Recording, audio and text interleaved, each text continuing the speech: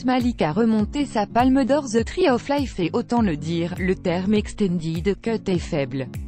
Le prestigieux éditeur Criterion s'apprête à produire une nouvelle édition spéciale DVD, Blu-ray de la palme d'or The Tree of Life de Terrence Malick, et comme d'habitude avec eux, les choses n'ont pas été faites à moitié. De même, comme d'habitude avec Terrence Malick, son œuvre a encore muté sur le banc de montage. Variety rapporte en effet que cette nouvelle version sera plus longue, avec 50 minutes de film inédit, The Tree of Life passant ainsi de 139 à 189 minutes, soit un peu plus de 3 heures. Les nouveaux ajouts concernent principalement les personnages de Brad Pitt et Jessica Chastain, mais ce qui intrigue plus est une toute nouvelle séquence de catastrophes naturelles, censée être au cœur de cette nouvelle version.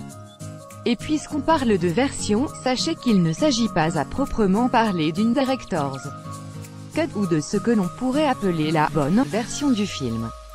Explique le président de Criterion Peter Baker, rapportant également la pensée de Terrence Malick. C'est une autre version, une extended cut. Terry ne le voit pas comme une director's cut.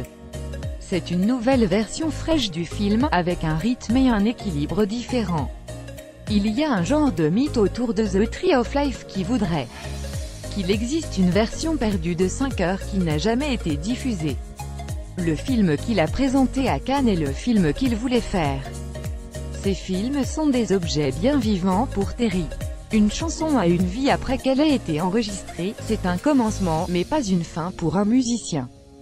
Personne n'attend de Bob Dylan qu'il joue ses chansons exactement de la même manière chaque fois qu'il monte sur scène. Terrence Malick est en effet assez coutumier de l'exercice. Son édition du Nouveau Monde pour Criterion proposait déjà justement 3 montages différents, tous pilotés par le réalisateur lui-même.